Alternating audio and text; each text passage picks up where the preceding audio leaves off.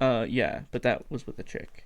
That's fine. It still has to do with sex, If we're not talking about sex, we're talking about sexuality. which ties into sex. Yeah. Because I'm going to be talking about sex and some experiences. So whenever I'm gonna tie it into sexuality because something happened over Christmas Okay. where Oh yeah, with your yeah, family. with my Okay. family. So, Yeah, but I that's also have that's some other actually things to that's talk about. actually a good. So if you go into that, because then I can go into as a childhood being mocked by like my hmm dad and stuff. And then I've got things to pull off of that. All right, I've got, we'll do yeah, that. and then it can just progress from there because we both had childhood trauma. Yours was different than mine, but it all essentially has the same I have to effect. get 100% real honest with you guys. I was the one who molested my dad.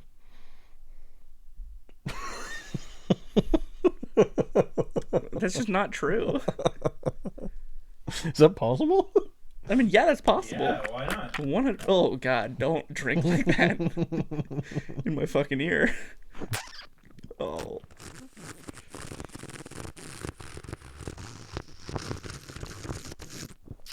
oh my! I don't like that, Travis. Sorry. Stop. Nick's looking at me like he wants to hit me. I've never seen that look in his face before. I want to hit you, but you see that. Reminded me of Step Brothers, where he's just like, he said he wanted to fuck me So or it's rape not me. allowing me to do tags on YouTube right now, or it's not giving me any option. Hmm. So, whatever.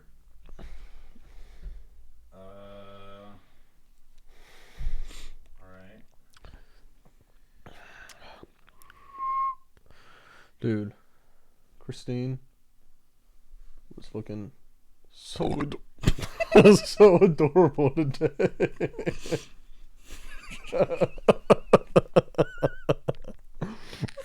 That was a good one.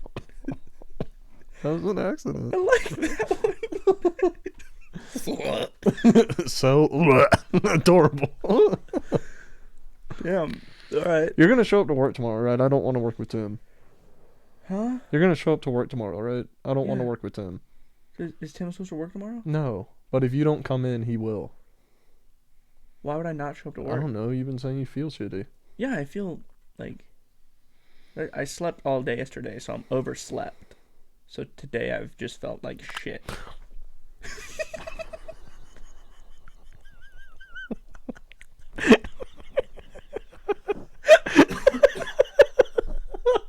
What the fuck was that? Oh my god. Travis.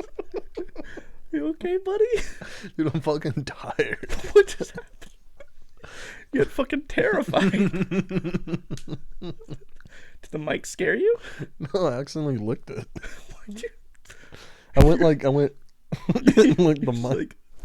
like, Because as soon as I licked it, I like all the people whose mouth has been near this thing crossed my mind. fuck. I just realized it's hot, and I can't take my jacket off because I'm wearing a Octopus Garden shirt.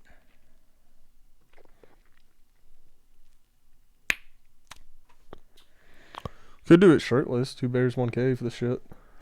No thanks. Okay. What was that? Oh my god, Not Travis! into the mic. God damn it. Jesus. It's not in the mic. Why does it still sound so like it's in the mic? Is this mic tied in? Okay, so that's not the URL for some reason. I'm trying to find it. Oh, it's just my fucking. It's just broken out. So.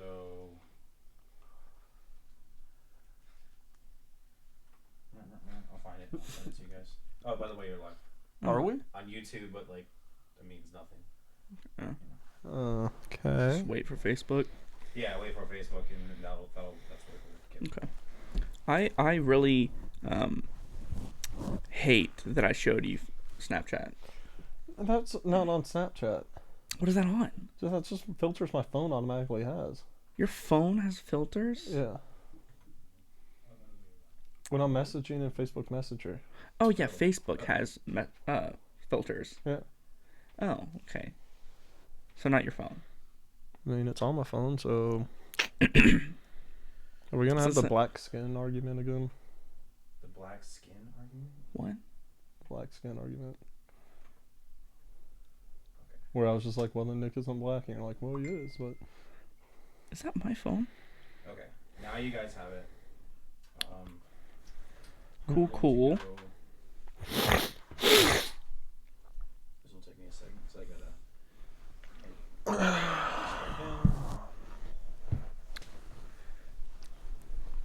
It's my dildo.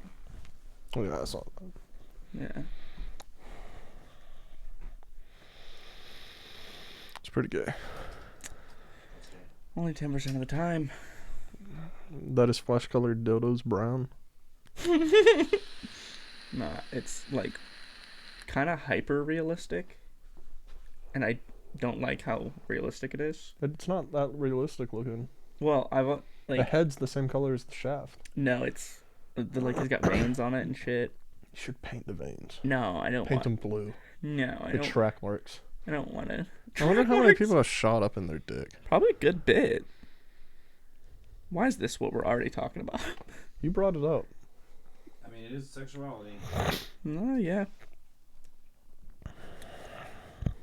Oh, Travis, please, no. Oh, that's the worst. Go to sleep. Oh, that does not make me want to go to sleep.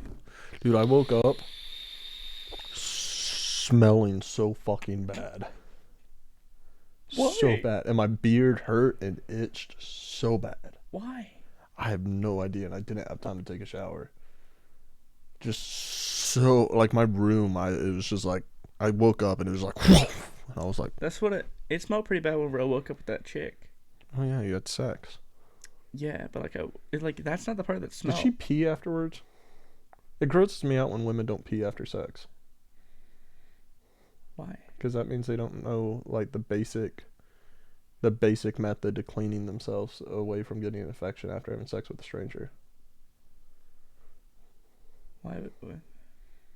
What? When a woman pees, Mm-hmm. it's one of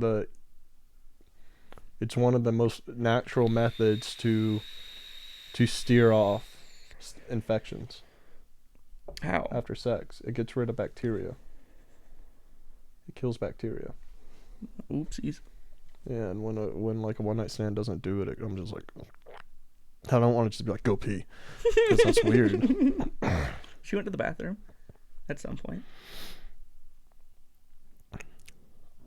But she fell asleep before me, and we were supposed to be That's the watching worst. a documentary. So she fell asleep, and I was on my back, and she was on her back, but her head was in my elbow, and it fucking hurt. Yeah, I push.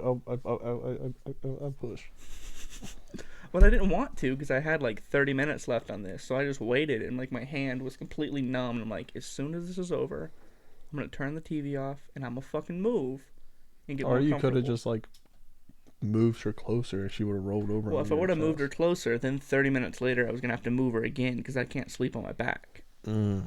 So I just pressured through it. I move them like they would be dead bodies. Well, no, I like her. That's the problem. I know. Even if you like them, they're asleep. They're gonna fall right back to sleep. They're not gonna get mad if you. But then I move them again. I try. They're gonna fall right back to sleep. But the best advice a girl ever gave me was when you're snuggling with me, don't think you're going to break me. Don't think you're going to break What? me? Yeah, because I would always be so tense. I wouldn't put my weight on them or anything, and I wouldn't move them when they're asleep. Are you laying on top of them? No, but when I'm rolled over like this, I'm a big dude and I'm with small women. I'm 200, almost 60 pounds. Yeah. Fuck, I'm fat. How much are you? I'm well, last time I weighed myself, I was 270. You're not even close to 270 right now. I'll weigh myself when I get home. I'll message you about it. Uh, I got a fucking tummy. 218. Dude, I hope. Yeah, Alright. you're 218. You guys are live on Facebook. Or less. All right. Well, welcome back to another week of Two Junkies, One Podcast. Very enthusiastic about it. Yeah. So we're coming back after a big holiday break, New Year's, Christmas Eve. I did that backwards. Oh, New Year's, Christmas, New Year's Eve, Christmas, and Christmas Eve. yeah, that's how you do it, man. Yes, sir. I had more of a Hanukkah than a Christmas because my roommate's Jewish.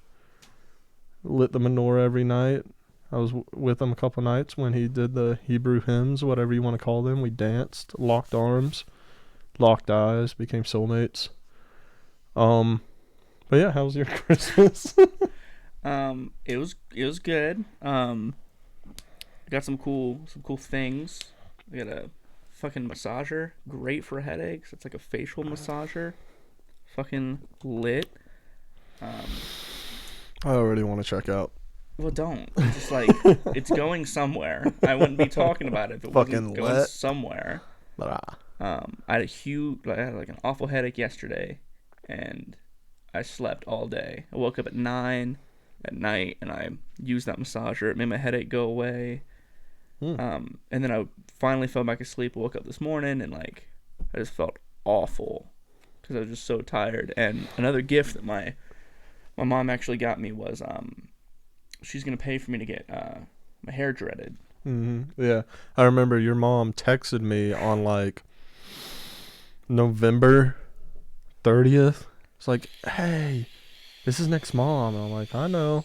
She goes, do you know any places to get dreads? Nick really wants them. Shh, it's a secret. I'm like, I have no idea. She's like, okay, shh, keep it quiet. I'm like, you're so sweet. She's adorable. Yeah. She is. So I did that consultation today, and on the 15th I'm going in to get them done. You're gonna become a wook. What does that mean? Just our sister store, the people that work there are wooks. Oh. Yeah. No, they're gonna be like neat.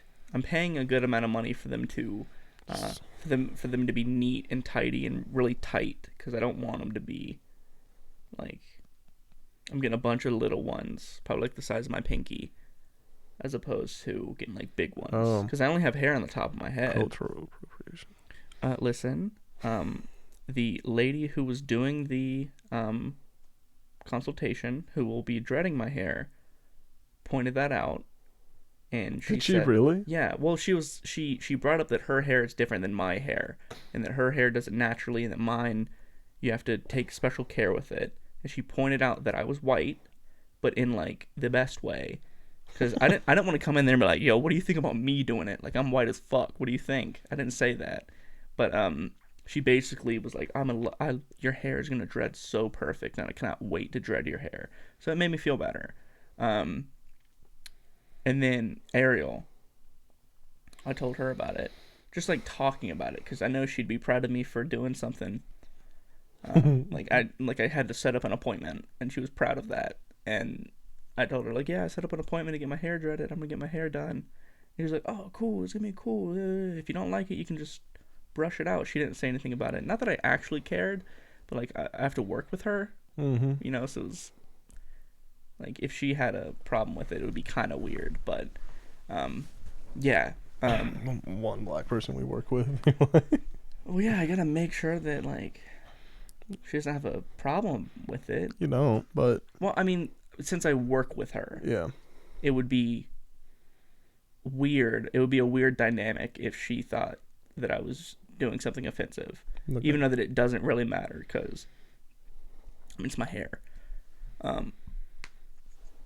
But like, other than that, my Christmas was kind of shitty. Like, it wasn't all bad, but I got a lot of like, not a lot of people in my family know that I'm, I just say bisexual, but really it's pansexual, because like, bisexual likes two genders and pansexual likes all genders. So like, a bisexual person likely wouldn't be with a trans man or a trans woman, but a pansexual will be with anybody. Will be with anybody.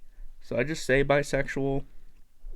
I also just say that I don't really fucking care, and I don't put a label on it. I like peens sometimes, is what I usually tell people whenever they ask. It's the best way to explain it. And I don't fucking care. But I love the word peen. Me too. That's why I say it. Peen. So they don't really know, but I told my parents, and they were kind of giving like some like homophobic comments over Christmas. Like my mom is gifting my dad to go see Elton John, and my granddad immediately put on like a gay accent. It was like flopping his hand around and like walking around like, oh my god, yeah, Elton John, whatever, and like that was just kind of But Elton weird. John's kind of queenie though. Well, yeah, but like I more don't, so saying that my like- dad was like that so- for liking Elton John. So this is Yeah. so this is I think where I differ from a lot of people and stuff like that. When it's an old person, like how old is your granddad? Old enough to know. Not know, but how old is he? He's, I don't know, like probably like 70. Okay. When it's an old person, whether they're black, white, female, or male, when they're being bigots, I think it's the cutest fucking thing ever. I mean, yeah, but whenever you're like he's coherent, like he Yeah. understands what's going on around him, and like he talks shit about my nails. Like my nails are fucking painted, you know, and like he asks like, are you gay? And I'm like, I don't say yes or no. It's more of just like, would there be a problem with that? And he's like, well, I mean, and then he gets really flustered. So then I know where he stands. So I don't need to tell him, you know? He's in his old age. Yeah. Let him be. My mom, I think 20% thinks I'm gay, and it's the funniest thing ever. I like 50% think that you're kind of gay. Okay. No, but like when I had my nails painted black or whatever, and she saw them, and I'll be saying stuff like, "Yeah, Nick spread a rumor that we're just pounding each other." Yeah, at and work." Ariel brought that up Yeah. without me telling her. I told Devin, I was like, "Hey, Devin, like, we're like, I think it'd be funny if a rumor spreads that me and Travis are fucking." What did Devin say? He was like, "Why?" I'm like, "It'd be funny." I'm like, "We're not, but like, be funny." And then Ariel, like, first thing in the morning, was like, "Yo, I heard you and Travis were fucking." I was like, and I just kind of looked at Lori, and she goes, "Really?" I'm like, "No." So now, really, it's even funnier because I think right now it's just Ariel. I already made Ariel like so confused about who I am, like from working with her. She's just so flustered when she's around me. Yeah. No, but that's why she makes jokes and everything. Like when she came to do inventory that night, she's like, "You going back to his place, or you gonna scream?" Because she like seriously doesn't fucking know. She has no idea. She has no idea. Well, Yeah. now she kind of knows. Now she thinks we're fucking. Oh, that's cool. Yeah. That's No, great. but my mom's super adorable about it. She's just like, "Just be safe. I love you, no matter who you are." It's great. Yeah. See, my parents were not. Yeah. My parents. Well, your dad's a pastor. Yes, I do understand that my dad is a pastor, but whenever I sat them down, they came down here not too long ago. They came down here and they were asking well, basically I sat them down and I was like, "Guys, I'm bi." I just said I'm bi because I didn't know really at the time. It was like me just starting to figure things out. And my mom said, "This isn't a problem we need to worry about right now." Meaning that it is a problem, Meaning that it's a problem. but right now we're not going to discuss it. Like, she wants to push it under the rug. Yeah, but in both of the things that she said hurt. Yeah. Because for one, we're just going to push it on the rug and we're going to work on it later. And saying that it's a problem, which was fucked. Because it's not a problem. And nothing's to be worked on. Yeah. And then we're not working on anything here. I'm telling you that it's a thing that happened. Yeah. And then my dad, fuck, like this one, like I almost started to like cry. He asked me, he was like, because I was sitting next to the pool with him, and I was like already kind of tearing up. And I'm like, "Dad, like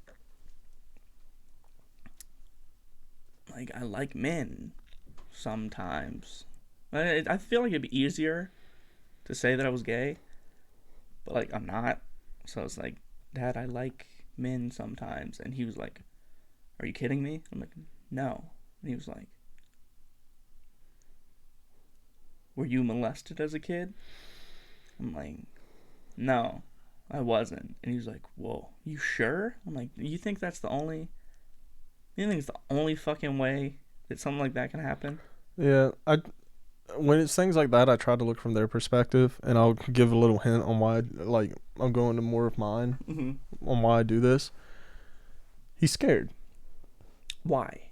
because he's has his whole life and something he went to school for telling him that it's wrong. And, like, the thing that me and him have talked about that. Me and him have, because his best friend, he was in a gospel choir group with, like, Tord, like, best friend growing up, died of AIDS, and he was gay, and we had talked about that before like I came out to him, and basically he was like, no, and he agreed that no sin is worse than another sin. Sins are sins, and they all are equally bad. There's no severity in sins. And the one problem whenever you're gay is that you're living in sin. And I'm like, there's other things that are sinful that you can be living in. Cursing, which I still don't see as a sin, but my dad has assured me that it is. My dad curses. Yeah. My dad I mean, curses. he's scared. It's his boy, his son, literally like changing his whole perspective of you in that moment. Even though it shouldn't be changed, it will. If anybody like who's close to you, and you're not your age, you grew up in a different time like your dad did, came up to you and was like, I'm gay or I'm bi. I like men sometimes. In that quick second, a million thoughts are going to rush through your head. You're not going to know what to say. I get it. And your dad's first thought was, did someone hurt you? I get it. Which is, it's a wrong way to react, but it's wrong in a loving way because he was worried about you. And I get it, but they never said in that they still love me. Like, I know that they do, but that wasn't like their first. If my son were to come, if I had a son or a daughter or whatever, they come up to me and said that they were gay, I would want to immediately assure them, because that was my biggest fear growing up. My biggest fear is that they are not going to love me anymore. So I wanted to be reassured that I was loved. But that whole day, because I was still staying in the hotel room with them, never once did they say that they loved me. Like, I know that they still do, but I needed to hear that in that moment. I needed for them to tell me that I was loved. Yeah. Because growing up, like, I'll go into this now, and then I know that you've had some hard times in your childhood. I was called faggot all the time, and I didn't know why it hurt me. You know, I didn't know why that was such a, even just being called gay since like elementary school. I didn't know why that hurt so bad, but it did. Like, usually for other people it would kind of just bounce off, but I never knew why it like hurt me to the core. Well, I think anybody at that age, because of growing up, is they see what everyone does, they act like it bounces off. I don't think it really does. I think anybody at that age, especially in elementary school, if they get called gay or faggot, it hurts them, but they see everyone else calling each other that, so they're like, funny, man, you're gay too, you know? And try to chin up with it. Yeah. And then, like, I think it just goes to show that it was always there. You know, my sexuality has always been what it is, but I hadn't come to terms with it yet. So whenever somebody would call it into question, I would get really defensive because I didn't think that was their place. And, like, when they would call me a faggot, it would hurt so bad because technically I was. I just didn't know. So with me, I would get called, my dad, who was gay, by the way, in the closet, homosexual. So I'll go into a little bit of his backstory. When he was a kid, he was molested by his brother. He grew up deep South family. My dad, my grandpa was a man's man, John Wayne type, deputy sheriff, bodyguard for one of the presidents. You know, when in the town that we lived in, in Butler, Georgia, there was like one store, the gun store on Saturdays. The line would wrap around the edge. My grandpa would be able to walk in front of everybody. They would move out of the way. He would grab his shit off the counter and leave. So he demanded respect. Mm-hmm. And that's the ideal who my dad lived up to be, who he could never be. But anyway, my dad was molested by his brother when he was a kid.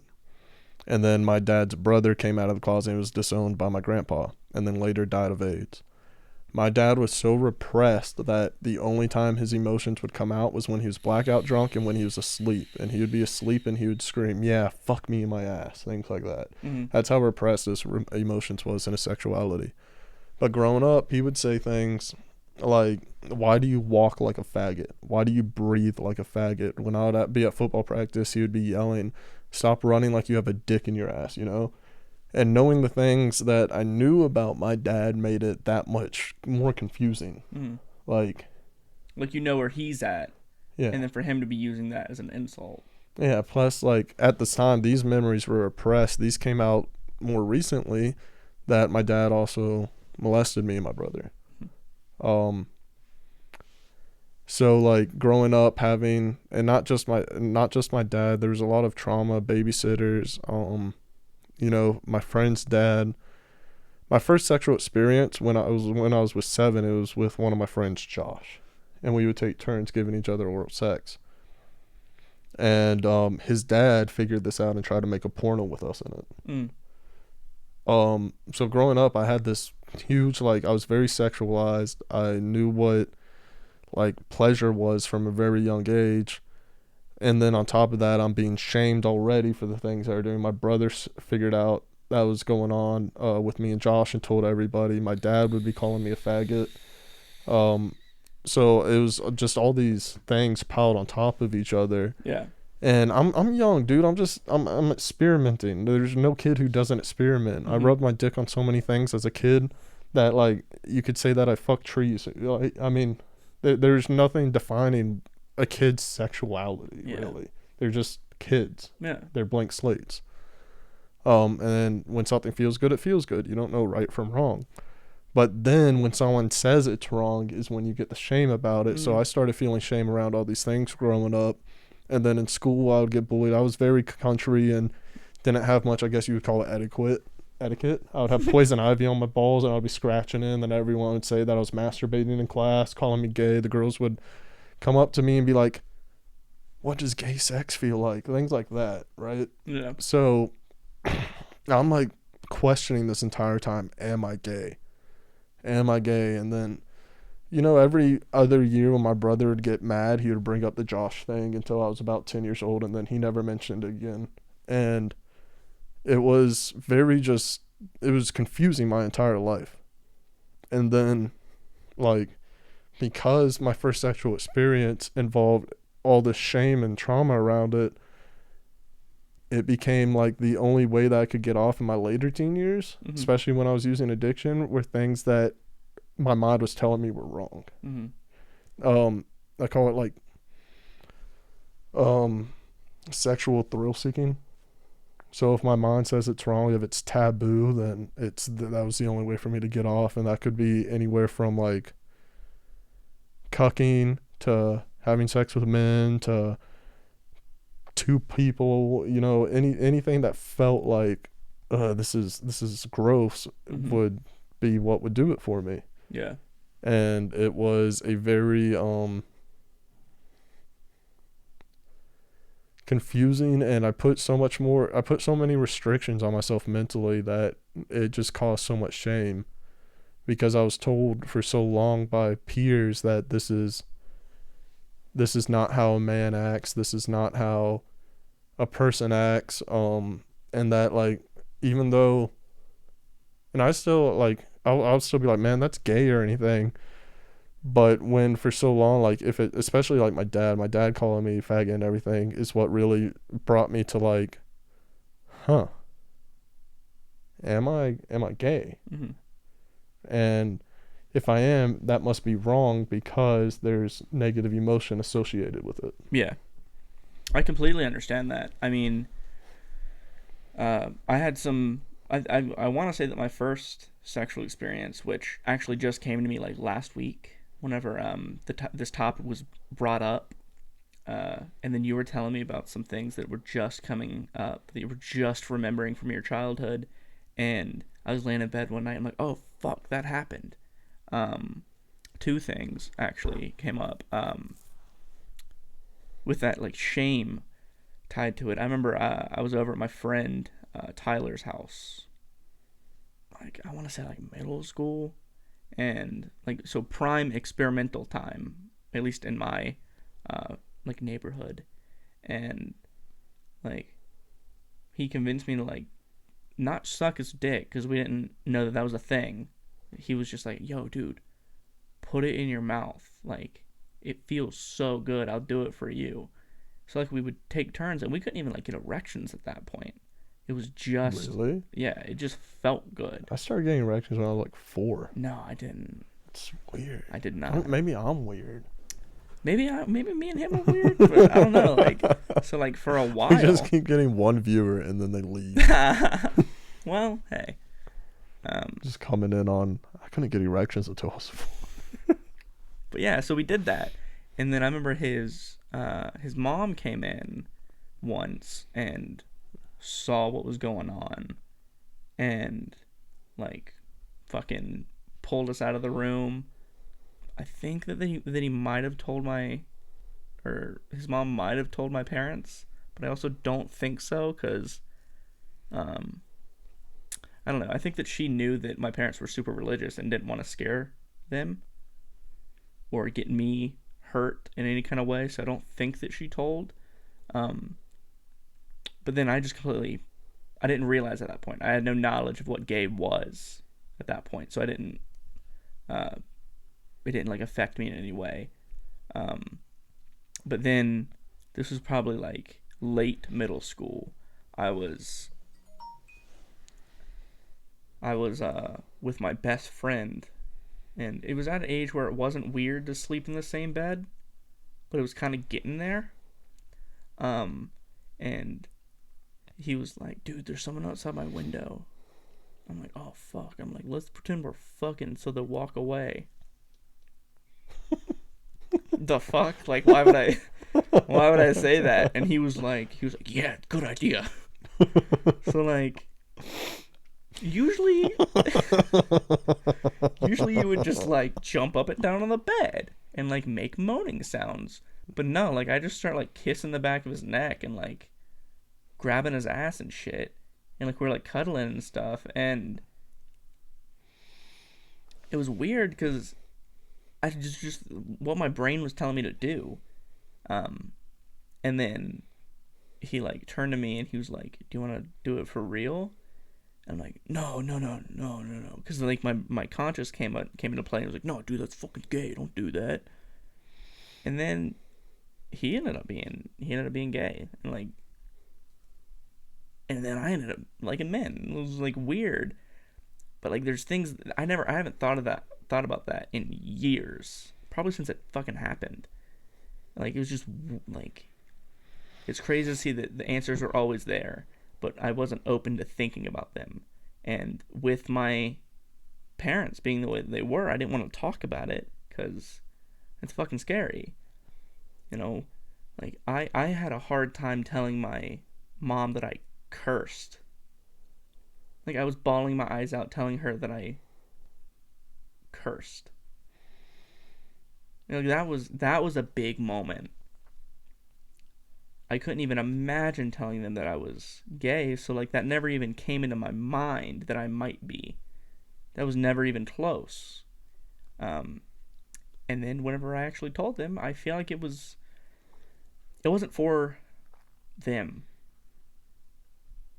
It was for me. It was for me to have that openness. And I told pretty much my sister.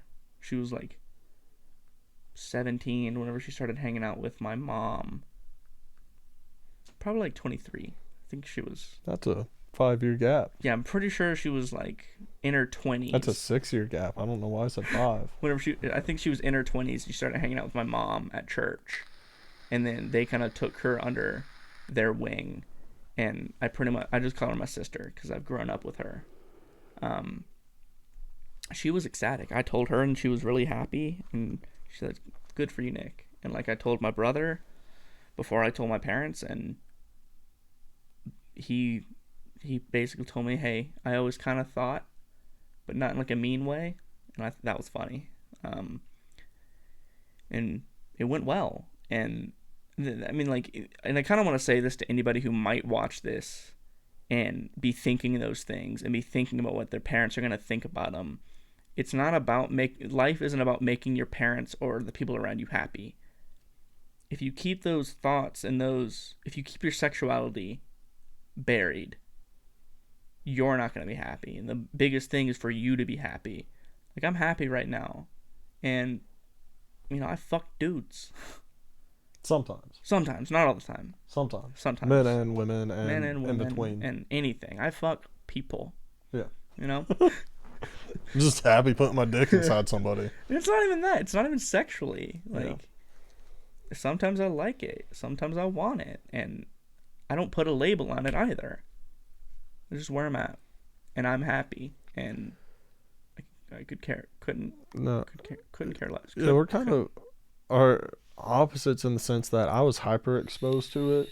Like, I remember all the way back to the first grade being in the bathrooms, just, Oh, I used to jerk off all the time. Yeah. I was very sexual, but not with other people. Yeah, and then you brought up that thing in middle school. I remember I was in the 5th grade and I was at my friend Matt's house, and they were in middle school, 8th grade. Yeah, they were, because they're mainly my brother's friends, I guess. 3 years ahead of me, and he had his cousin, female, and her best friend over, and they were like, the girls would like be in their bras and panties, like, and taking me under the covers. I'm in 5th grade, and they're making out, and the 2 cousins are making out, and it was just like this weird fucking scene. But I'm like, if I'm 3.5 years younger than all these people, and like experiencing this, and which actually ties into my alcoholism a little bit and my addiction, because during that time I couldn't even enjoy it because I was so nervous about what everything that was going on. I was just stricken with anxiety, and I experienced something like that later where I was really fucked up and had girls over that I was in, like, I don't know, the 6th or 7th grade, and they were swimming in my pool, and they were in their underwear, and I was as carefree as a fucking bird. And that, like, moments like that is where I was like, this is who I truly am, like, this is what I need to be myself around people. Because otherwise, with all the fears and everything I had, and the anxiety about going home, what's going to happen when I get home, what's going to happen when I get to school, what's going to happen when someone says this, when someone says that, when someone looks at me this way, when a teacher doesn't like me, all these things, I was just scared all the time of somebody finding out something that wasn't there. Yeah. So I'm not gay. I'm not bi. I don't know what I am, really. It doesn't really matter. Yeah, it doesn't matter. It doesn't. I just like what I like, but this brings me into my kind of, I guess, teenage years. So there was such a, from things stemming from, I think, childhood. Of course, part of it was from childhood, but an inner power struggle. It got me into the wanting to be the dominant person in the relationship, wanting to be the person who controls, especially like sexual partners, controls everything and humiliates everything, because if they're being the ones, and this is the mindset that changed. Like, when I was in addiction, it was, if they're the ones being humiliated, then it's not me. Now it's not so much humiliation. I still am into domination. I don't really do the humiliation thing anymore unless they're into it and ask for it. But it's still something that's what stuck with me through all of this in my sexuality, is that need to want to feel in control. I don't know if it's healthy. I don't know if it's unhealthy. It doesn't really matter. It's what I like, and I'm not harming anybody by doing it. Yeah. I mean, the thing that kind of, and where, like, have kind of become so vanilla when it comes to, like, sex, and just so basic, is I was ashamed of what I was looking up, like at a younger age. Like the first, funny enough, the first thing that I looked up was dudes kissing, like on YouTube, and like this Mine was just came to Britney me. Spears naked on AOL dial-up. Nice. Yeah. Mine was on YouTube. And it brought up this picture of Britney Spears, and I made out with it. Alright.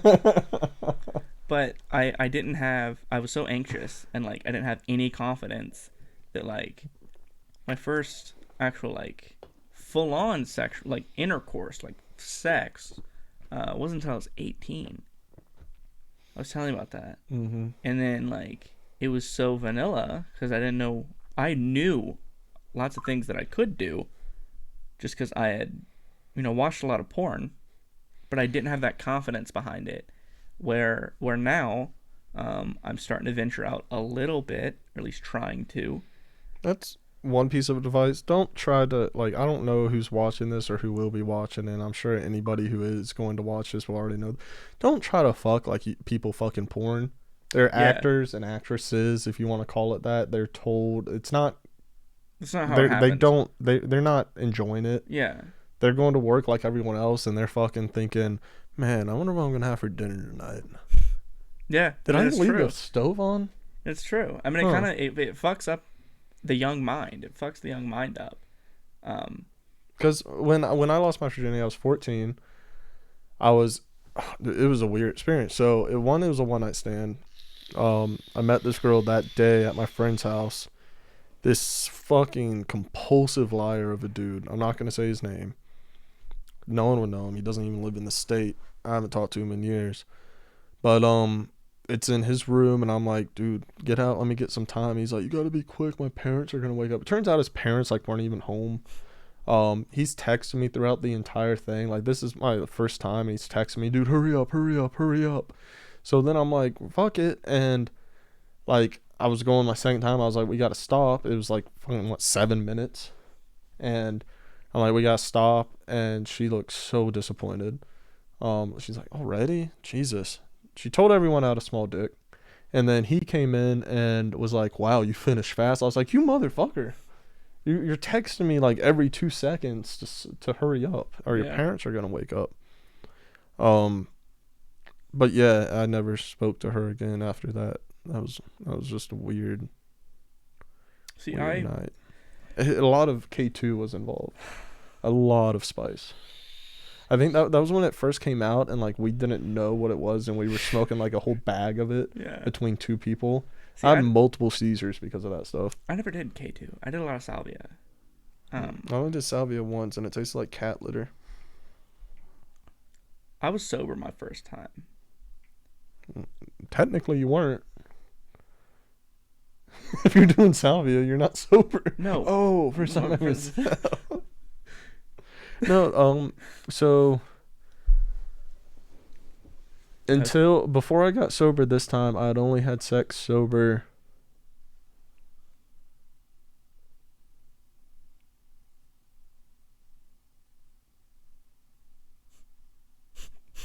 maybe once. Like, I can't remember.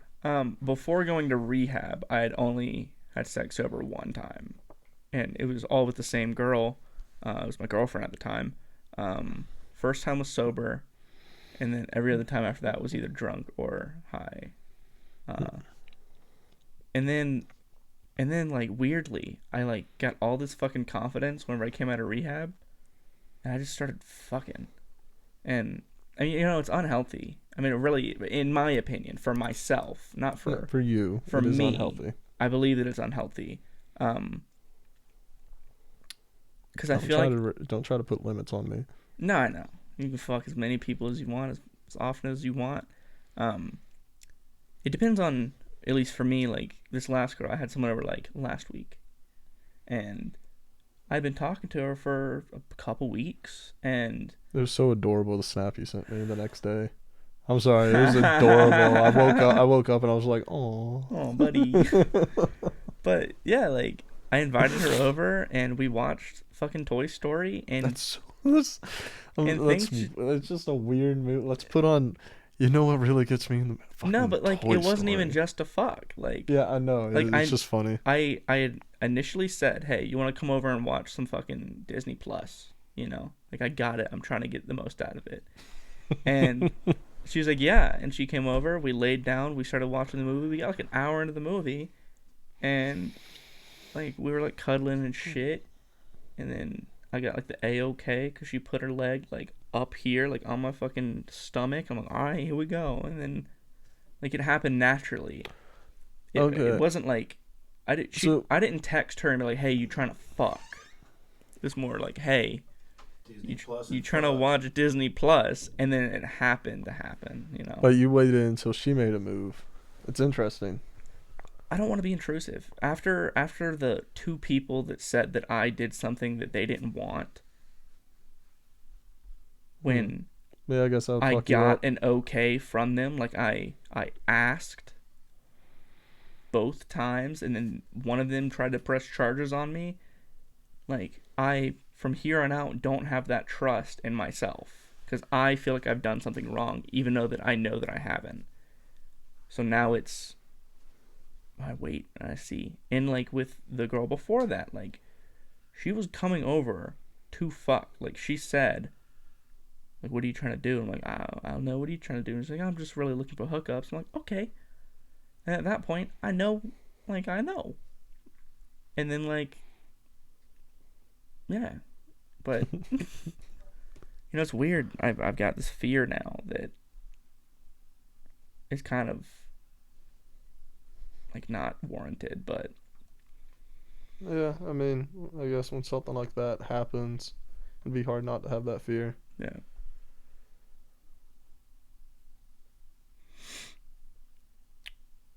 What time do we start?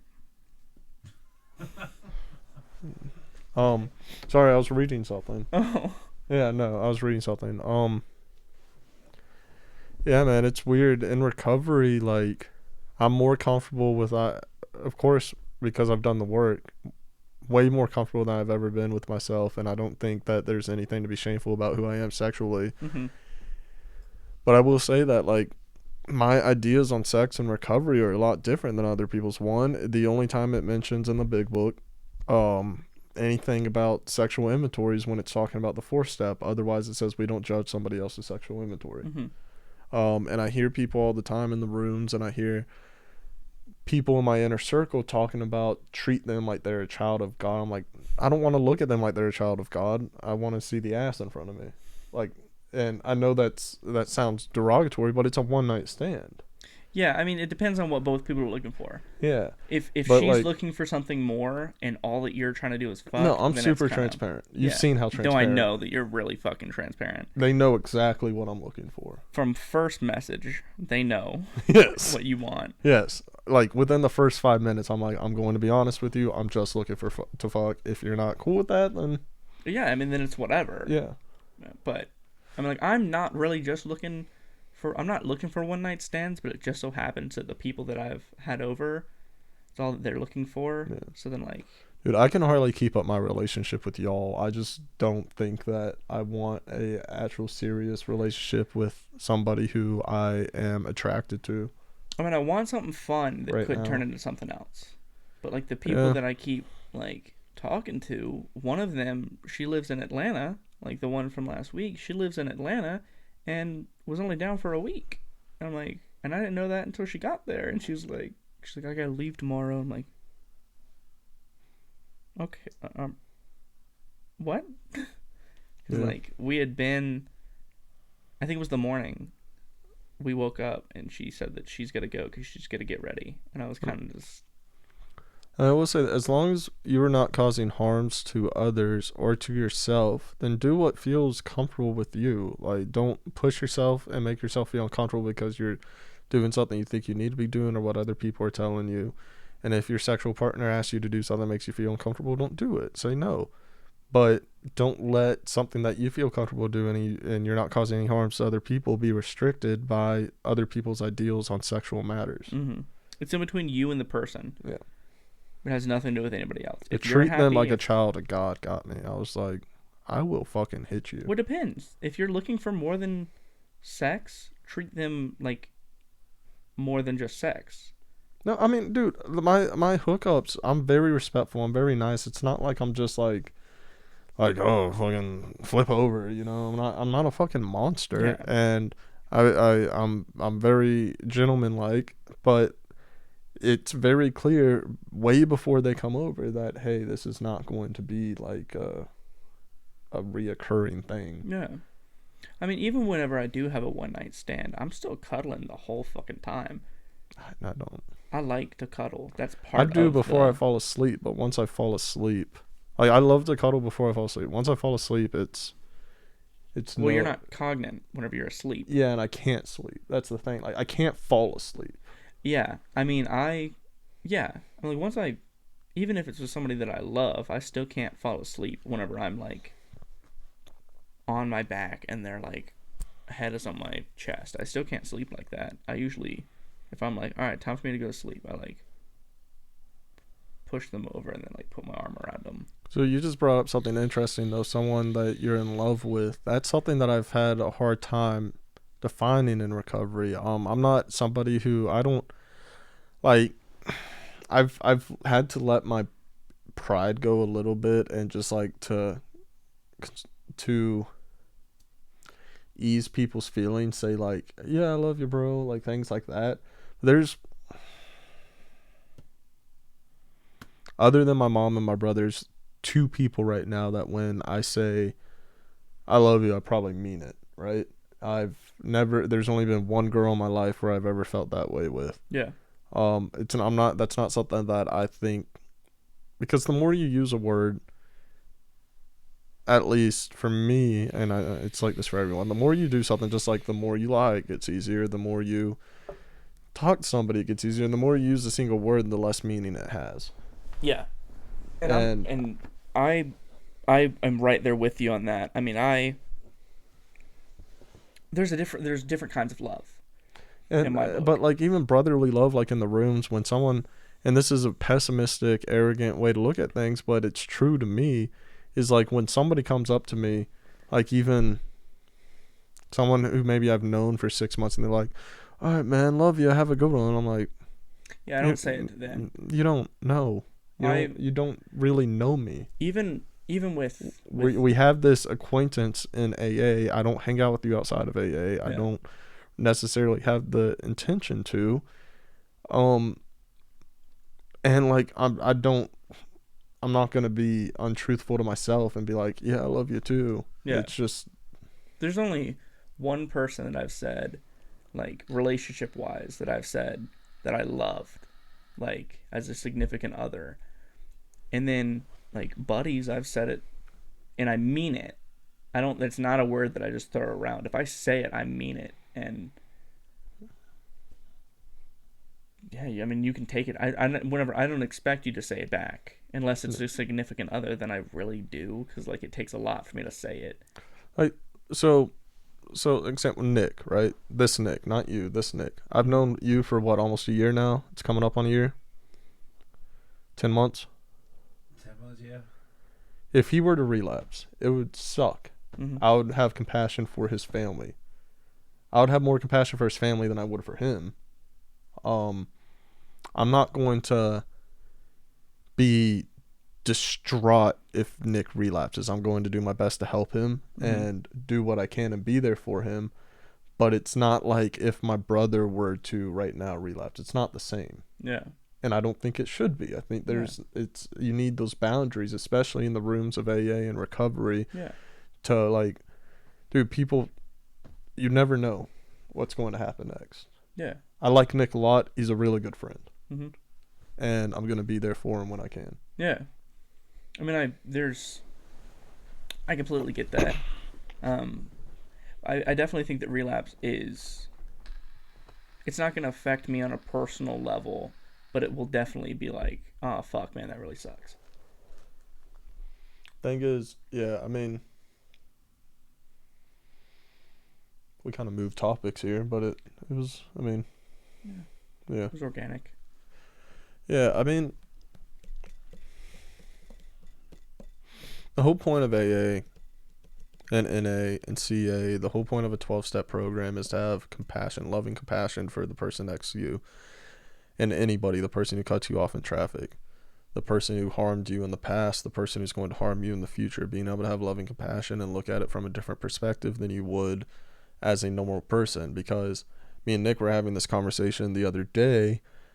Someone else, a normal person, can hold on to resentment. They can deal with it slowly. Huh? No. Yeah. They can deal with it slowly. We can't. Mm-hmm. Resentments kill us. Mm-hmm. And so I have to be able to have compassion and a form of love for everyone around me. The difference between that love and the love I feel for someone I'm really close to and someone I know deep down, there's a huge gap there. Mm-hmm. The love I have for you is the fact that I can put myself in your shoes. That we've at some point have the same experience. Mm-hmm. The love that I have for my brother, or the love that I have for a very close friend, is we've connected on a different type of level. Yeah. I get that. And I think it's important to have that distinction instead of just saying you have to love everybody, because that's just bullshit. You don't. I've got two. I can hate you and have compassion for you. I would say that I have two types of love. It's like that friendship love, like to say like, oh man, I love you, man, and I mean that, like genuine. And then there's like family, which a significant other falls into that category, because family to me is unconditional, to a certain extent. I mean, if my parents were to, like, going back to like the sexuality thing, if they would have completely cut me off from that, I don't think there'd be much love there. So it's unconditional to a certain extent, for sure, but I don't use love in any other way. Yeah. Except for like, as just a word for like things. No, you can cut somebody off from your life and still have unconditional love for them. And so, like, again, trying to look at it from a different perspective. Mm-hmm. And this is the last I'm gonna say from it. It's your family. This is your thing to work through. But from, like, if it was my family, if I was gay, right, and I came out to my family and they cut me off, I would be devastated, and I would be angry for a very long time. But as a person in recovery, the work that I would have to do, and this would go, I think this can work for anybody, is look at it like so to them, obviously they think being gay is wrong. That's why they cut you off. That's why they cut me off. I've been cut off from my family because I'm a junkie. Mm. They think because I'm being harmful to others and to myself, which was true, and in their eyes is true. In their eyes, being gay would be being harmful to myself and to others. To them, that is true. That is their truth. Yeah. It doesn't matter what the fuck I think. That's their truth. So moving forward, I would have to look at them and be like, well, they're scared. They have fear. They're angry because they're probably blaming themselves also. They're wondering what could have happened in my childhood because they don't fucking understand it. They're not gay. They don't have that same sexuality. Someone who's not gay isn't going to understand what being gay is like. Yeah. Just like someone who's not a junkie isn't going to understand what being a junkie is like. Exactly. So every decision I think that person is making, a loved one, it's either going to come out of, there's two things that our decisions come out of human. It comes out of love or it comes out of fear. And I'm a true believer of that. Mm-hmm. And fear comes from the fear of the unknown. Because if we don't know something, we can't have control over it, and everybody in their lives wants to have control in some form or the other. Yeah. So if it's coming out of a place of fear, it's going to be like if you're in the water with a shark. If you panic, you're more likely to die than if you're calm and swim back to the boat. You're going to make negative decisions. You're going to make decisions that you're going to regret, and then pride and ego get in the way too, to where you can't go back on those decisions. Mm-hmm. That's the type of perspective that I would have. I would have to have that in recovery if I was gay and my family cut me off. Otherwise, I would die from this addiction. Yeah. I mean, the way that I look at it is, I was drinking 6 Four Locos and driving my dad's car with my girlfriend in it to and from prom. Four Locos are so gross. Yeah, I know they're so bad. I fucking. I remember the last makes time. me sick. like, But wait. Okay, sorry. Yeah. So like I'm doing that, right? That's pretty fucked. If I like to put a dick in my mouth, how are you gonna cut me off over that? And be okay with and understanding and forgiving over putting my own, someone's daughter's, and everybody's life at risk. And I fucking gave my mom, she drove my truck, and she took something out of her purse and drove around with it, and it was like 100 Zans. She would have caught a charge for that. And she forgave me for that. But if she were to cut me off for something that isn't inherently harmful and couldn't get her prison time, if she can overlook that, which is way worse, it would take so much more for me to get over if she would have cut me off for something. And I like get that, but again, being the devil's advocate from your parents' perspective, it's probably easier to believe that addiction is a disease rather than believe that being homosexual is who you are as a being a homosexual is who you are as a person. Being gay is who you are as a person. It's how you were born. I get it. And, well, they know. Yeah. They know. I'm not going to talk to them about it. Yeah, you don't need to. Just how it works. I mean, they are aware. I have told them. There's other people in my family that I'm not going to tell. Yeah. And it sounds like you have people that are supportive, too. Yeah. I mean, I've got my mom's best friend is supportive about it. My brother is very supportive about it. My other brother was kind of a, like, I don't know, but, you know, he's supportive about it. But these things, so this is something I'm at to talk about too. These things are, so, you know my stance on, So real quick, I didn't hear if you went over this real fast. Did you, when you came out, like I was like in and out of this part, cause you're pansexual, right? Yeah. Did you go over what that is? he came out as here? bi. Yeah. Today I talked about what pansexual is. Okay. Yeah. But he came out to his parents as bi. It's Came out to yeah. your parents as bi. Yeah, because it was just easier. Okay. Because then a whole nother thing is how my dad feels about transgender people. So I knew his stance on that, and I wasn't about to bring that up to him. But you're not. I'm not what? I'm not trans, but I am attracted to trans people. I acknowledge trans people as a people.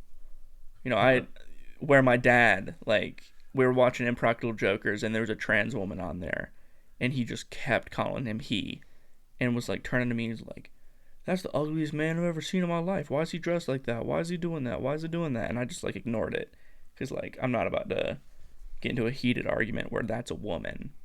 Right. So it's easier to say that I like men and I like women to him, because he doesn't understand and he has his point of view. So I just feel like to him it was easier for me to say that. And I haven't talked to him about it since. And hopefully I can bring home I just think it would be golden if I brought home a trans woman and he didn't notice. Like, I don't know, like, to me, like, I like, I think I have a sort of unique perspective because I've never cared. Like, I'm 100% straight. Like, it's one of those things that, like, I think I talked to you about it. Like, I kissed a dude in college to fuck with people. Mm-hmm. You ironically were gay. Right. Well, not really. Like, I mean, that's pretty secure. But it disgusted. Like, it disgusted me. Like you stick your hand into something gross. Like, it was the same feeling. Like, I wasn't like, this is morally wrong or anything. It was just like. Yeah, I've only ever kissed a dude once, and it disgusted me. And I mean, like, that's. But I've had penis in my mouth, and it didn't. That's completely fine. Right. So what I was super weird. That, it was like, from my perspective, it would be better because at least the dude is trying to look like a woman, like in his mind, type of thing.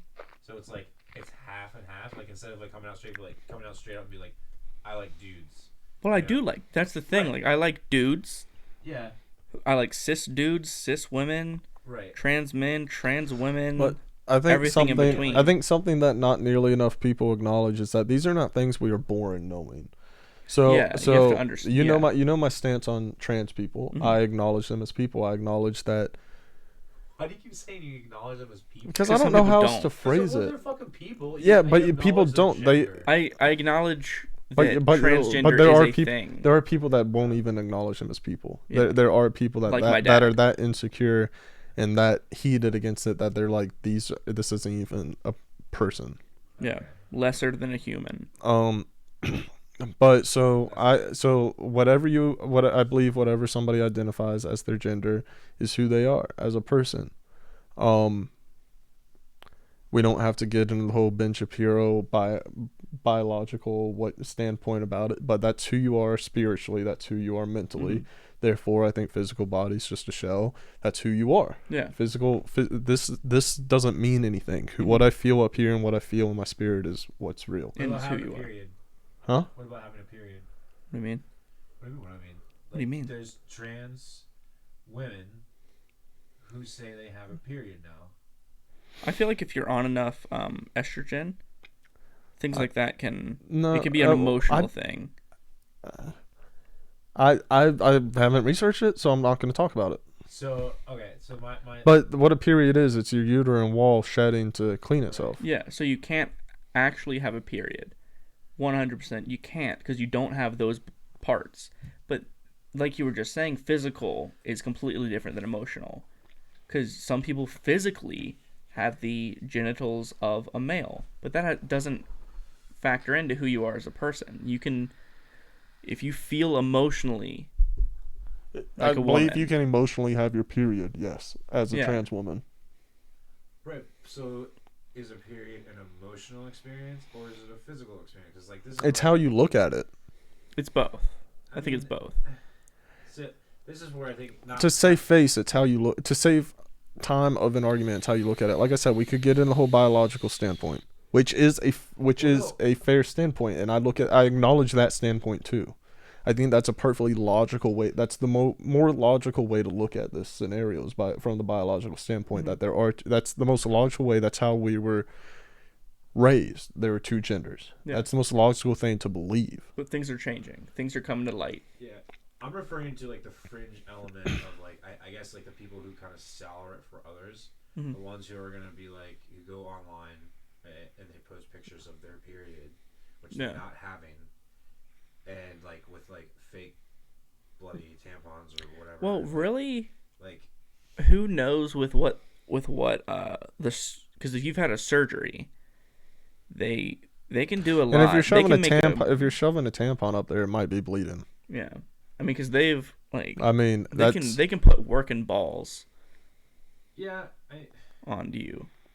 I get that. They can make shit work. I think People are also posting their tampons online. Yeah, that's just fun. Yeah. Just don't do that. Yeah, okay, don't do that's that. what You know. I'm saying is like there's a Listen, point so where, so like, there's they're a the ones getting all the attention. But really, by the you way. don't have So- to explain yourself for anything. yeah. So you there's a shouldn't thing. have to explain. But there are people that aren't doing it to explain themselves. There are people doing it for the attention factor. Exactly, and those people shouldn't be doing that.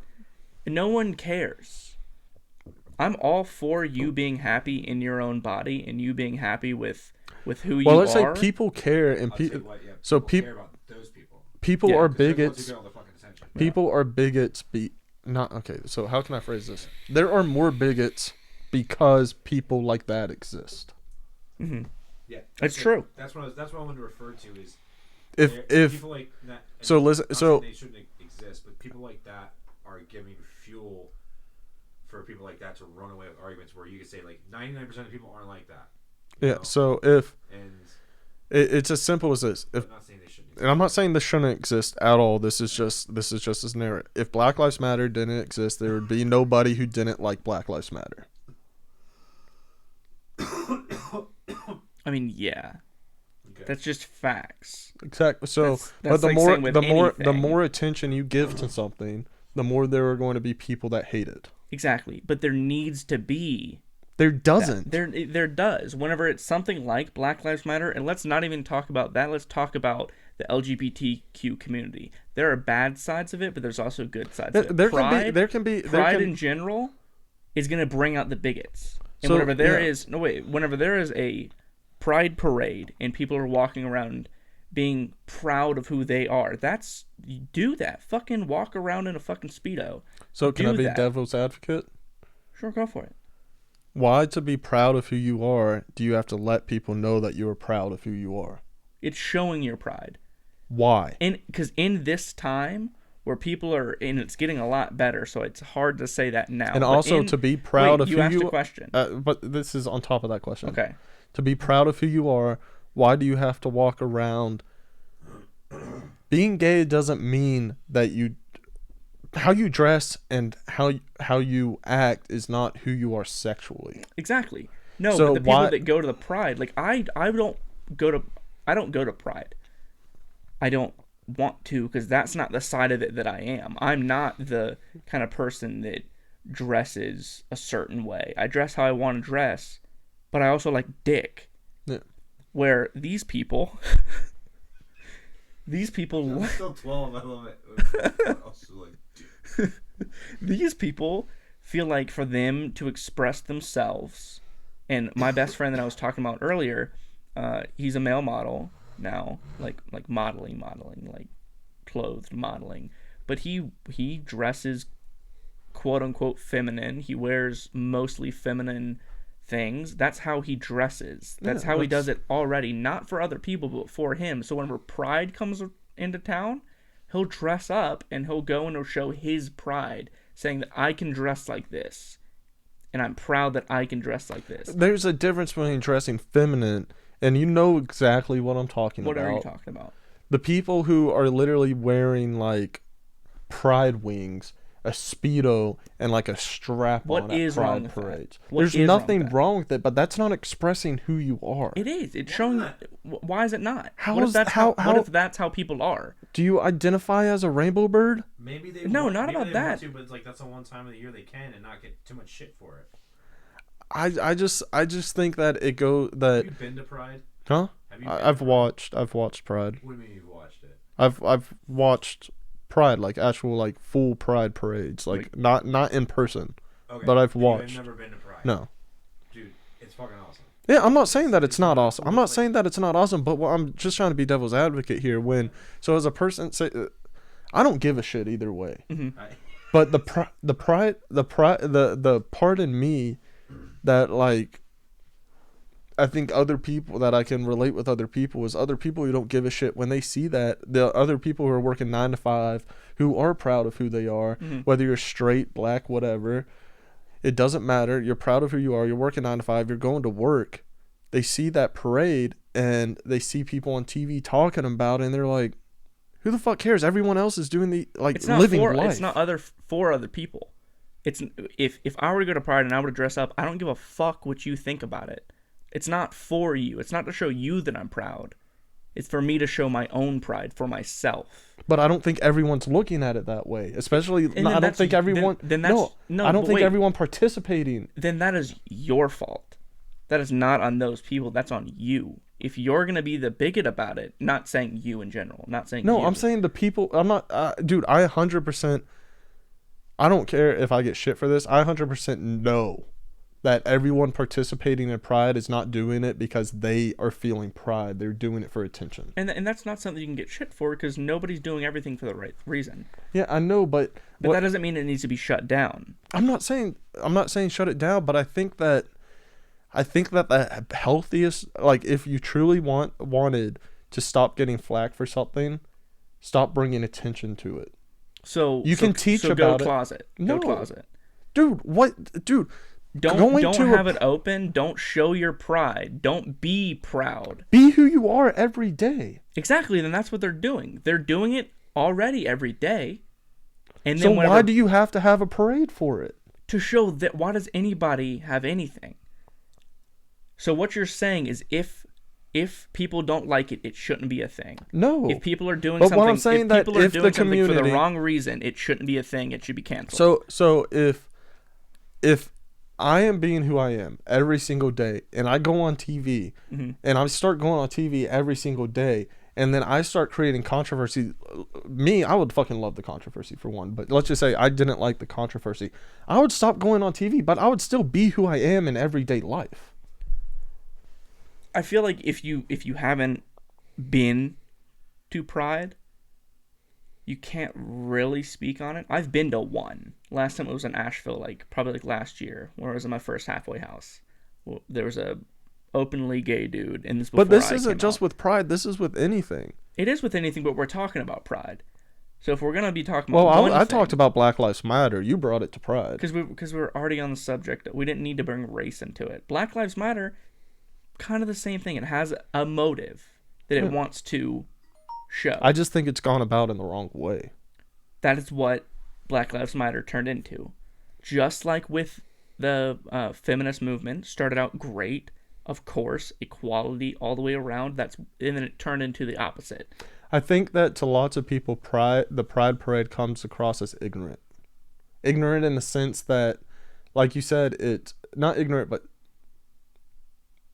and everyone's allowed to be selfish, but it comes across as selfish, and I think that's why it gets flack. You can be straight and still be in Pride. Yeah, I know. I didn't. Nothing I said. Then what's ignorant and what's selfish? If everyone's allowed to be there, everyone can dress the way that they want to dress. Everyone Because can be proud how they want to be proud. It's just like I said, to the person who just lives their life how they want to live it, but does everything. When they see that, it just comes across as like, just live your life. Why do you have to? And even though you're doing it for yourself, you're still making a public display of, like, why do you have to show everybody else? And I think that's where it gets a lot of flack. Why do you have to look? Huh? Why do you have to look? If you don't like it, it's there. If you don't like it, don't look. If you don't like it, don't watch the live stream. If you have a problem with it, don't talk about it. Because then it's all on you at that point. It's all on you. If you don't like it, don't pay it any attention, because they're gonna keep doing it. So you want the people that don't like it to be to repress their emotions about it? No, don't talk to them about it. They're gonna do what they want to do. They're being proud. They have their reasons. You said don't look at it, don't talk about it, don't. I mean, that sounds a lot like being in the closet. With those people, if you don't want to look at it, don't look at it. Don't look at it. Again, if you don't want to anyone that's going to see this, I'm I'm just trying to be devil's advocate here. All right, I'm not against Pride, but in any means, I hope y'all know that. Yeah, I mean, you like dick sometimes. Yeah, but yeah, I'm just gonna. Yeah, can you explain how you're not gay? Yeah, please. I don't know. I'm not attracted to men. The one time I ever kissed a man, like you said, I felt disgusted. But you like to suck dick sometimes. I blame it on the trauma. I don't know. I honestly don't know. Like 99% of the time, I like to slang that poon. But there's 1% of the time, it's like once a month, I'll be laying in bed and I'll just be watching TV and I'll just see something. It could be anything. It could be it could be a bug crawling across my wall, anything. And I'll just be like, I'd take a dick in my mouth right now. And then I jerk off. Or I put a dick in my mouth. That's Which and like I've only done like not. I did that once in recovery. And I was like, this isn't for me. Well, hey, yeah. I mean, explore. Yeah. But also understand that it's kind of gay, man. I think that's honestly, in my opinion, I think that's gayer than banging or getting banged. Honestly, sucking dick is like the worst part about being with a dude. Yeah. I think like it comes. So I know that lots of it comes from meth binging porn. Oh, and like the shit that I would get into. Right, because you run out of shit. And I'll just be watching like 10-hour compilations of like a sissy trainer video. Compilation of like a 10-hour like sissy trainer video. Right. And like, so now when I get really horny, it's just like, I want to be ashamed. And I talked about that thrill seeking sexually. Yeah, I mean you did.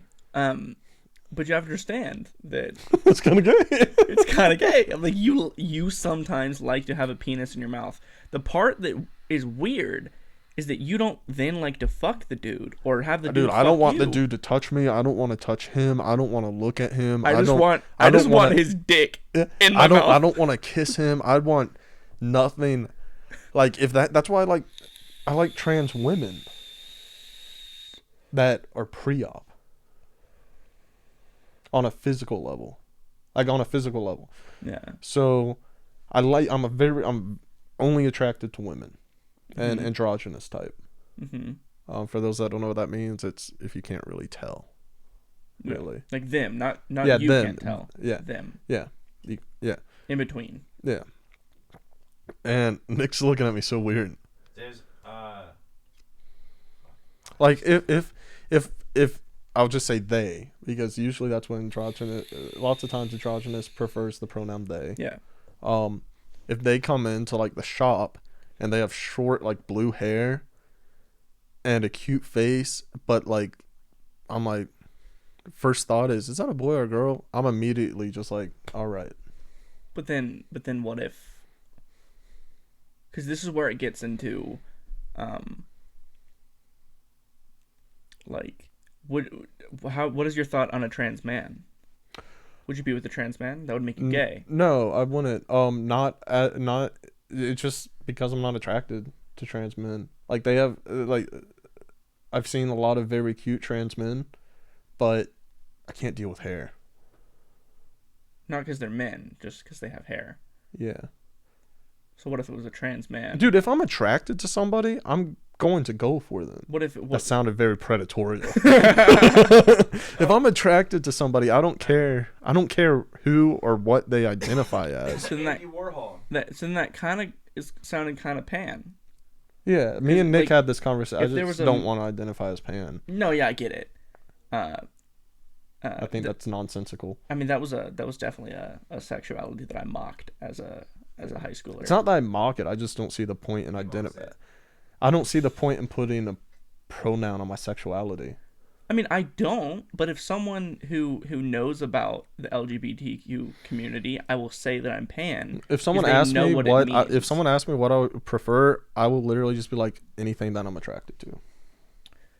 I say anything exactly. Like if someone were to come up to me on the streets and just like the straightest motherfucker. I could be gay and have just not seen the right guy yet. I don't know. I've seen thousands and thousands of guys. I've watched thousands and thousands of movies and never been attracted to him. But who fucking knows? I could be gay. You know who did what you did? What? Andy Warhol. Did what? Andy Warhol? His favorite thing to do was to be fully dressed in a suit, which you don't do that, but is to suck a dude's dick. That was his jam. Like, and he didn't want to touch him. He didn't want to kiss him. He didn't want to He didn't really like want to like touch him, except for obviously. So I 100% know that comes across that for me that happens because of a lot of things. One, the meth binges with porn, the sexual trauma as a kid, the first sexual experience I ever had was sucking a dick. The first 2 sexual experience I ever had was sucking a dick at a very early age, and that was different people.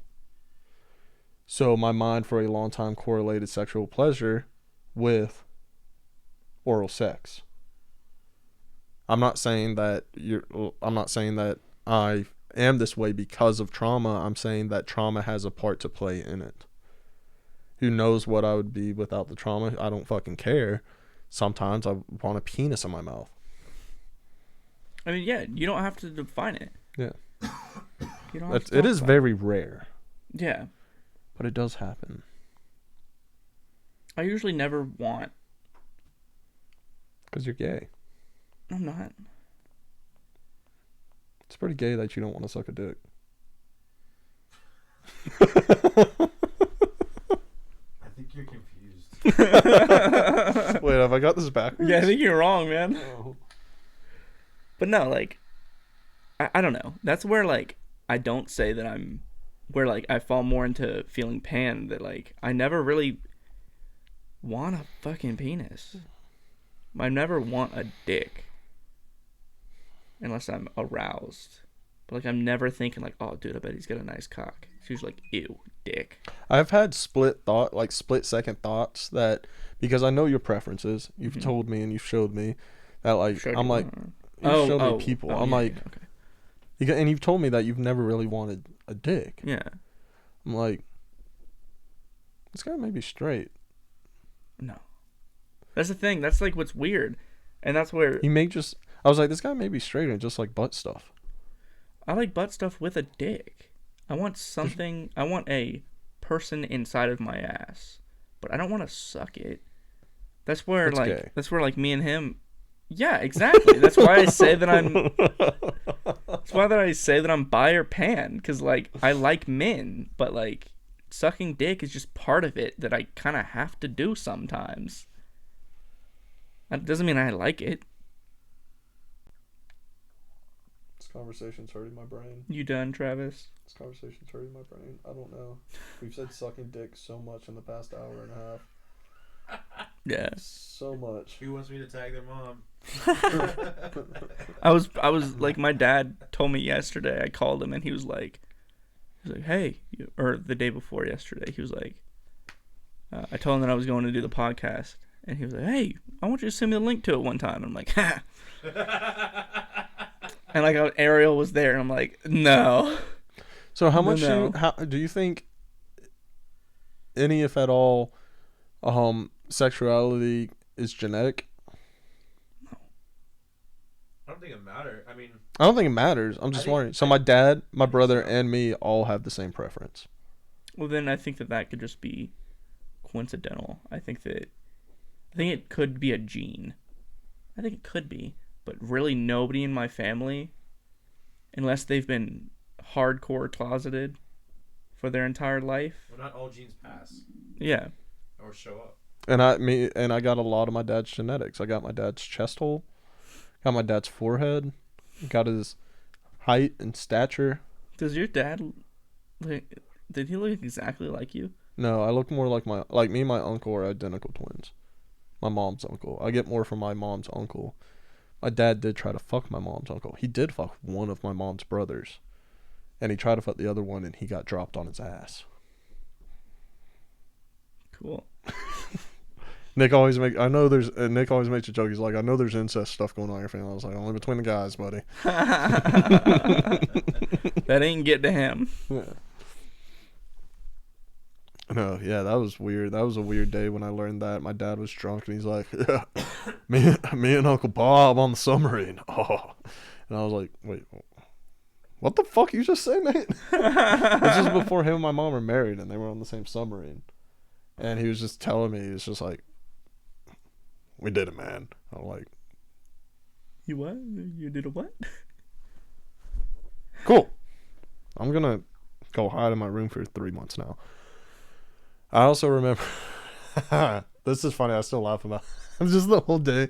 It was just funny. So my dad was really fucked up on coke. Really fucked up on coke. And he gets really OCD. He would get really OCD when he'd be fucked on coke. And it would be like, if a paper towel was sideways on the kitchen table, he would just start throwing plates. It'd be like, this is a fucking mess.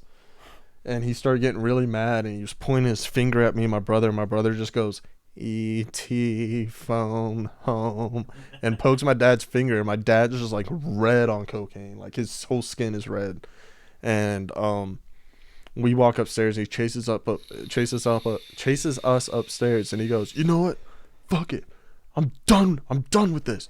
You know what? I suck dick for y'all. I suck dick for y'all. And then he stormed off to his room.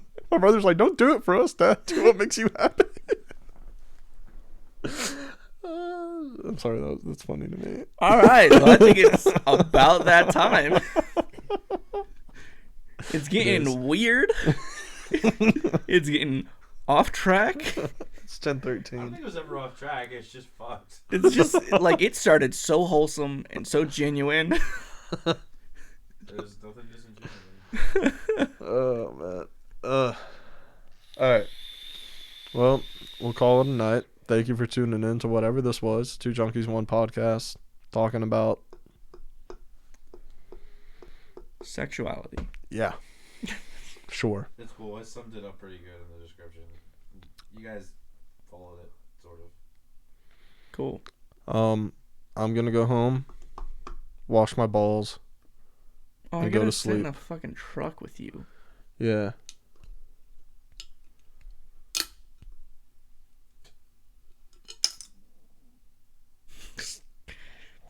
Okay. Can we cut it? He's just staring at me, man.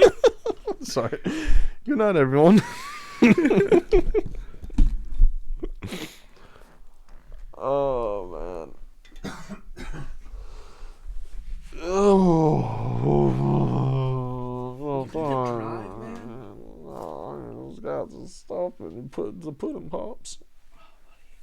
You're making me more and more want to call an Uber. Do it. You won't.